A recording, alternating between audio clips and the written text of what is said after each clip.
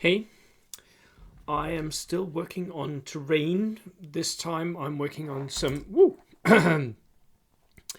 different jungle terrain, and all of this is going to go to the Danish Nationals in a week from the time that I'm recording this. So I've done some jungle terrain. These are all just aquarium plants that I've glued down to a base and sanded the base, and then I'm going to paint the base. I've also done these. These are ferns. I really like these. These look brilliant. These really turned out nicely. They look very much like the ferns that grow in the forest right next to me. While I was doing that, I was listening to some podcasts on YouTube. And this one cropped up from Schola Progenium. Progenium? I think so. Schola Progenium. Which was new tips for bold action players. Or 3 top tips for new bold action players. That's how it was. So I, of course, have to do a comment on that because, right. So this is what I've done. And I've actually, I've made a little PowerPoint about it because, again, that's a lot of what I do here. So here we go. Responding to Schola Progenium, new player tips. Link to his video is in the description. So the disclaimers here is I am not trying to start any beef. I don't disagree with, I may have minor disagreements. I really like the channel. So it's not about that. I just thought that, well, he encouraged us, his viewers, to comment. And I was like, well, I might just do a video because it's more fun and people on my channel can see it as well. So I'm doing that, linking to his video, and that's it. I'm just talking about bold action. That's what I love.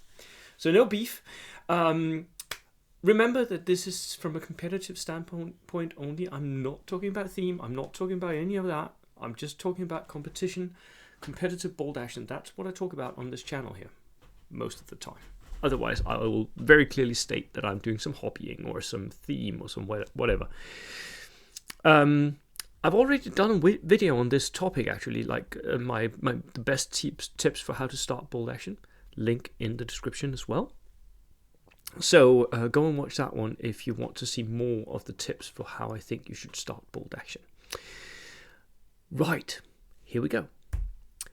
So, Schola Progenium's first tip is assault is decisive. And yes, that is absolutely right. He says that assaults win games, and you really need to have 2 or more units that are tooled up for close combat, because it's the only way to be really certain of a result, of a decisive result. Now, I don't think that's absolutely 100% accurate.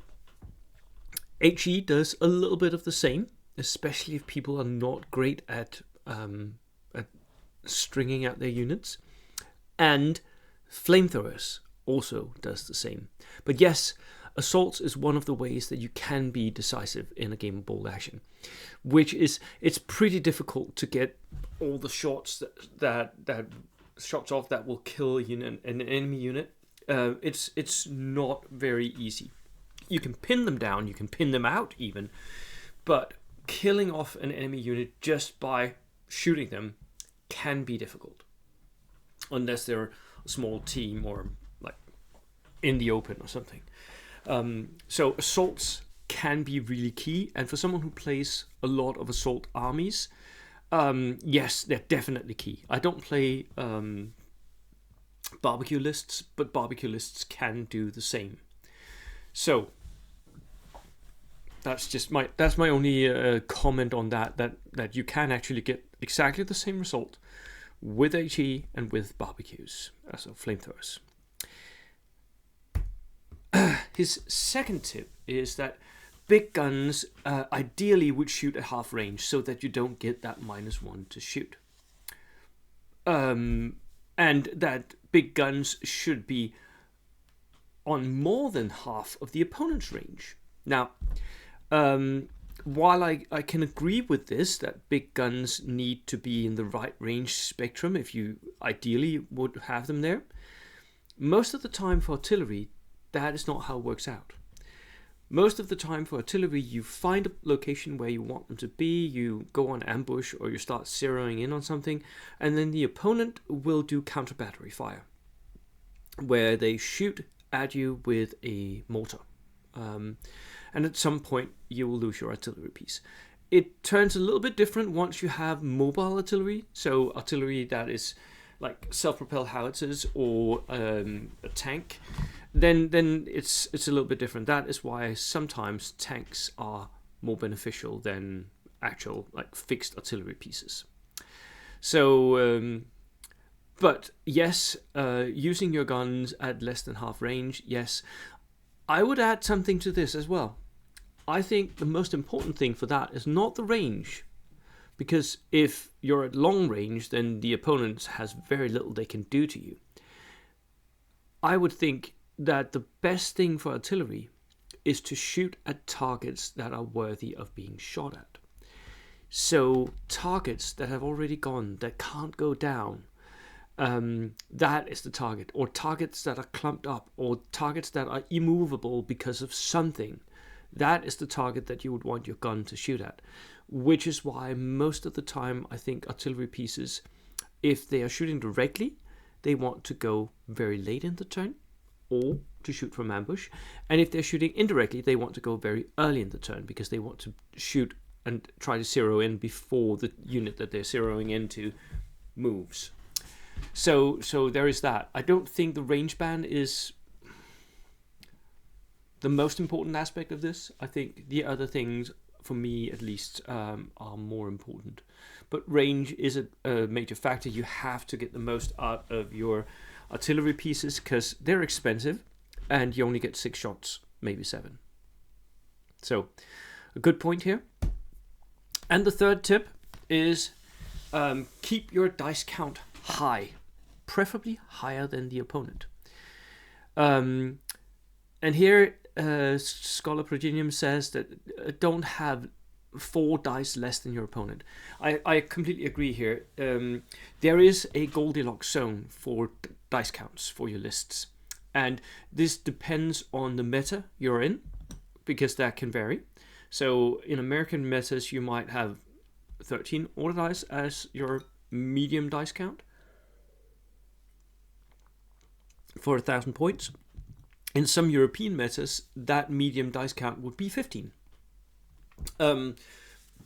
Still, that means if you go 10, which is one of the advice you see a lot of people espouse on the internet, 10 order dice at 1,000 points, that's perfectly fine. No, it's not. It will lose you games because you're that much lower than the opponent in a stand-up fight. And the dice count in the bag massively swings one way or the other. So a game will swing one way or the other depending on the dice count. Because of what he calls, Schola Progenium calls momentum. It means that if you have more dice in the bag than your opponent, then you're very much more likely to actually get your dice when you want them.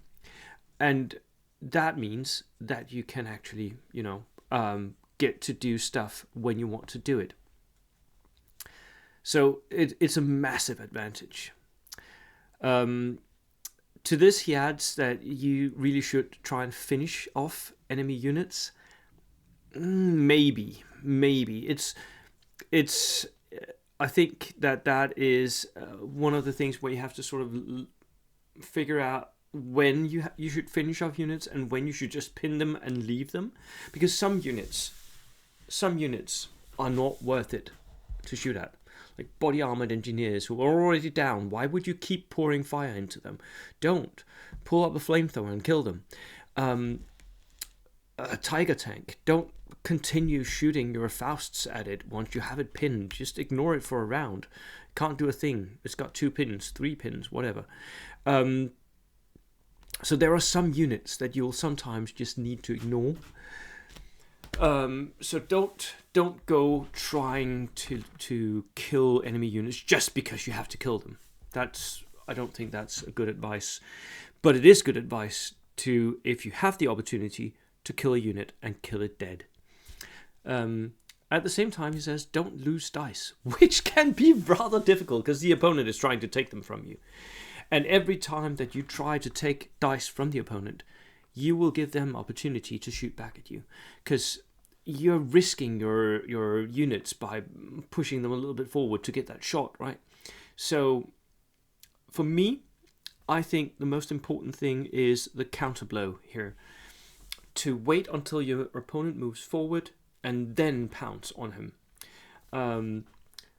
We have a saying in the Danish national team that the one who attacks first loses, which I think is actually correct here. It happens quite often that the most aggressive player will lose the game because they will risk their units in a one-to-one duel and they will miss because it's only a 50% chance or whatever, and then they lose the unit. He also says take dice early in the game, which again can be rather difficult. My experience is playing competitive bold action at very high levels is that turn 3 and 4 is where most dice are lost. Not in turn 1 and 2. Typically that is maneuvering, that's positioning, you get your army onto the table, you maybe skirmish a little bit, you give a few pins, and then you wait for the right moment. And the right moment typically comes in turn 3 or 4, which is where all the dice start dying. So I don't think that this focus on killing dice early is necessarily right for newer players or for experienced players. But if you can take those dice early, yes, do so. Just don't risk too much. Again, the first attacker is the first loser. Bring veteran teams is the final part of his advice for this. I disagree massively. Go and watch videos on. I've done loads of videos on this. I don't think veteran teams are where it's at. Sometimes, some teams, yes, they will be a little bit more survivable because of veteran. But your small teams are not the units that are going to kill most of the enemy units. That is going to be your infantry and your tanks and your artillery pieces. Your teams are extra capabilities. They are not there to be designed to be very survivable. You're designing them to hide, basically. Hide them between line of sight blocking cover or in hard cover if you're not under threat from snipers. And just sit there and wait until your capabilities become relevant. Don't push them up. Don't try to win stuff with them. There is no need to invest in veteran teams for all of this. They'll die just the same. So what are my top 3 tips here? Well, first one, play games, many games. There is really no substitute for it.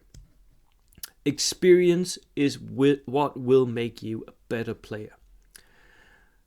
And couple it with the next one. So play games, lose a bunch of them, because you're going to lose a bunch of them. Get okay with losing to start with. And focus on your choices, not the dice. The dice are random.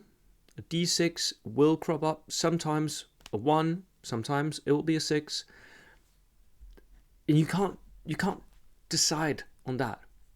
So my core philosophy of everything I do in bold action is that I focus on the choices, the actual choices that I as a player make.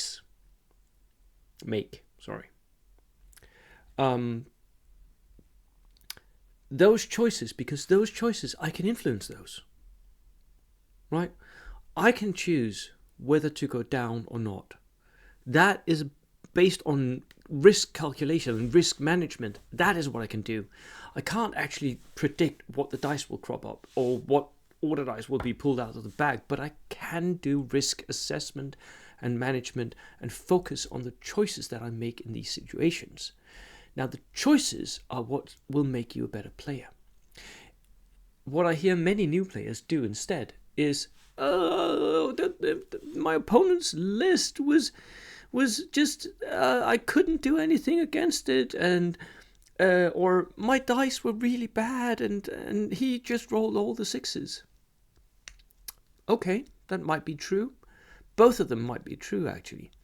There are some lists that are hard counters to others' lists, although typically, in my experience, that is not what happens. What happens is you make bad choices, or at least you make suboptimal choices that could be optimized if you, instead of just making excuses for why you lost, you focus on what you did that could be better next time. Even ask your opponent, what do you think I could, was there anything I could have done differently? Could I have deployed differently? Would that have changed the game in your view? Most opponents will gladly give that to you. So focus on your choices, not the outcome, not your dice, not your list. Finally, my third tip: a girl with a rifle is better than fancy toys. Rifleman in bold action is really where it's at.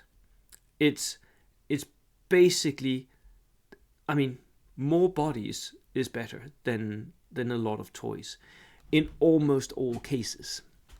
So, especially some armies, there is a point trap where you get suckered into buying all the fancy assault rifles of Germans or Fausts, and you can get so much stuff in your list. Or go and look at US Marines. All the different weapon choices they can have, all of them are cool. Yeah, but are they necessary? Do they really add that much? You're just pouring extra points into a unit that you could go bare bones and have almost the same result with. So, learn to play with riflemen first. Learn to play riflemen first, and then later on you can start adding stuff if you feel like you might need a little bit more punch in one direction or another. But riflemen first, that is the basic skill that you need to have. Basic skill. Yeah. So that was my response to Schola Progenium. Schola Progenium, thank you so much for the video. It was awesome. To everyone else, thank you for tuning in, and thank you for listening to my advice as well.